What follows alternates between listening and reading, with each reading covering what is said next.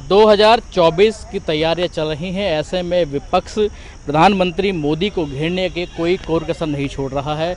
विपक्षी नेता एकजुट एक लामबंद होने की तैयारी कर रहे हैं। ऐसे में पटना में मीटिंग की तैयारी की जा रही है, जिसमें सारे विपक्ष को एक होना है और प्रधानमंत्री मोदी और बीजेपी के खिलाफ माहौल बनाना है। ऐसे में हमारे साथ बात करने के लिए मौजूद हैं बीजेपी नेता तरुण शर्मा जी। सर, किस 2024 में चुनाव हैं उसको लेकर विपक्ष लामबंद हो रहा है, इससे क्या फ़र्क पड़ेगा? ये कुछ नहीं है। एक जैसे होता है ना, कभी कभी क्या करता है, जब चार लोग परेशान हो जाते हैं, कहते हैं यार आओ शाम को चाय की पार्टी में बैठते हैं। तो ये चाय पार्टी होने जा रही है। इनमें अभी तक किसी भी विपक्षी पार्टी ने ये तक नहीं बताया। सब लोग एक जो 23 जून को ये जो मीटिंग करने जा रहे हैं, जिससे मैं चाय पार्टी बोल रहा हूँ, कि इसमें प्रधानमंत्री का चेहरा कौन सी पार्टी का होगा। क्या इतनी सारी पार्टी मिलकर जो कर रहे हैं, क्या 6-6 महीने के लिए वो करेंगे, भाई 6 महीने तू बन जा, टॉस क्या करेंगे, ये टॉस क्या करेंगे, ये सोच रहे हैं। तो जब यदि इनमें हिम्मत है, हम कहते हैं ठीक है आप आइए हमारे खिलाफ चुनाव लड़िए, लेकिन एक बताइए आपके यहाँ प्रधानमंत्री कौन बनेगा। जिसका भी नाम लेते हैं तुरंत ही आपस में एक दूसरे से लड़ने लगते हैं कि नहीं हमारी पार्टी से बनेगा, हमारा नेता भी प्रधानमंत्री बनेगा।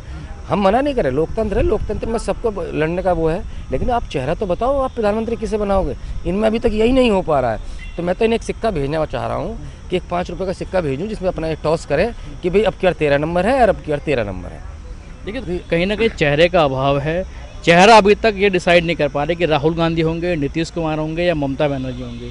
तो इस चक्कर में विपक्ष क्या एकजुट हो पाएगा? अभी तो उनसे पूछना चाहिए कि एकजुट कैसे हो। ये जो चाय पार्टी कर रहे हैं तो किसी एजेंडे को लेकर तो कर रहे होंगे। भाई उससे पहले या तो उस मीटिंग अभी घोषणा करें कि हम उस मीटिंग में चेहरा हम डिसाइड कर देंगे, या तो उस मीटिंग में डिसाइड करें। इनके पास कोई मुद्दे नहीं बचे हैं। ये सब चाहते हैं कि सारे के सारे मिलकर जो हैं, सारे के सारे मिलकर एक बार इसे मोदी, इनके दिमाग में सोते उठते बैठते यही भाई कि मोदी हटाओ, मोदी हटाओ। अरे तुम मुद्दे तो लाओ। लोकतंत्र है, मोदी को तुम थोड़ी हटाओगे, जनता हटाएगी। जनता खुश है, जनता को एक बार तुम जनता में जाकर बात कर लो, अपने आप पता लग जाएगा। 9 साल की उपलब्धियों में जो 60 सालों में काम नहीं हुए, 9 साल में आंकड़ों पे आ जाओ। हम लोग बहस करने के लिए तैयार हैं, आंकड़ों पे आ जाओ आप। हम कहते हैं कि हमने 9 साल में इतना विकास कर दिया कि किसी ने 60 सालों में नहीं हुआ, तो आप आंकड़ों पे आ जाओ। वो मना करते हैं, ले आओ आंकड़े उठा के। देखिए, कुछ और लोग हमारे साथ उनसे बात करते हैं कि विपक्ष एकजुटता की तैयारी कर रहा है, एक लामबंद हो रहा है बीजेपी के खिलाफ। क्या विपक्ष एकजुट हो पाएगा? क्या नीतीश कुमार या कोई राहुल गांधी चेहरा हो पाएगा 2024 के लिए? देखिए, बात चेहरे की नहीं है, बात है जनता के मूड की। अगर जनता चाहेगी तो मैं भी प्रधानमंत्री बन सकता हूँ, आप भी बन सकते हैं। बात विपक्ष की एकजुटता की नहीं है, बात है कि देश क्या सोचता है। आज आप 10 लोग मिल जाइए, 20 लोग मिल जाइए, 10,000 लोग मिल जाइए। मोदी जी के साथ भी बहुत सारे लोग हैं, अन्य लोगों के साथ भी हैं। अभी पीछे भारत जोड़ो यात्रा हुई है, उससे भी इम्पैक्ट पड़ा है। बंगाल में क्या मिजाज है मूड का, कलकत्ता में क्या मिजाज है मूड जनता का, और बिहार में किस तरह से सोचते हैं लोग। ओबीसी की बात की जाए, 85% ओबीसी हैं। नीतीश चेहरा है ओबीसी का, लेकिन नीतीश पर भी पहले से विश्वास करना कोई बहुत अच्छी चीज़ नहीं है, क्योंकि कभी वो बीजेपी के साथ होते हैं, कभी नहीं होते, वो सत्ता के साथ होते हैं। तो बात यह है कि विपक्ष का कोई चेहरा सामने आता है, उस चेहरे पर लोग विश्वास कितना करते हैं, ये खेल विश्वास का है। पिछली बार भी विपक्ष एकजुट होने की कोशिश हुई थी और विपक्ष एकजुट नहीं हो पाया था, तो कहीं ना कहीं चेहरा का अभाव रहा था। इस बार क्या चेहरे की लड़ाई छोड़कर विपक्ष एकजुट होगा? कि जो 23 तारीख को जो मीटिंग होने वाली है, उसको क्या लगता है चाय पार्टी में विपक्ष लामबंद हो पाएगा? हज़ारों ख्वाहिशें ऐसी कि हर ख्वाहिश पे दम निकले। बहुत निकले मेरे अरमान, फिर भी कम निकले।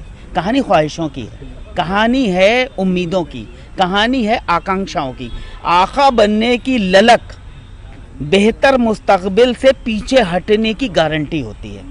मैं आपको आगे बढ़ाऊंगा तभी आगे बढ़ूंगा, लेकिन वहाँ है कि मैं आगे बढ़ जाऊं, कोई बढ़े ना बढ़े, तो आप अकेले आगे नहीं बढ़ सकते, आपको टीम चाहिए। नीतीश के नाम पर सहमति होगी तो ममता का क्या होगा, ममता के नाम पे सहमति हो गई तो मायावती का क्या होगा। और क्या कांग्रेस ये बलिदान दे सकती है? क्या कांग्रेस किंग मेकर की भूमिका में आ सकती है? क्योंकि वो खुद ख्वाब देख रहे हैं कि राहुल गांधी प्रधानमंत्री बनेंगे। ख्वाब देखने का आपको भी हक है जनाब, मुझे भी हक है, लेकिन परेशानी यह है कि उस हकीकत को, उस ख्वाब को हकीकत की ज़मीन पर उतारने के लिए मैं क्या कर रहा हूँ। इसलिए मुझे नहीं लगता कि विपक्ष किसी एक नाम पर कोई ऐसा फार्मूला शायद हो मुझे नहीं लगता कोई ऐसा फॉर्मूला है जहां मायावती, राहुल गांधी, शरद पवार, नीतीश और हमारी ममता दीदी एक मत हो सके।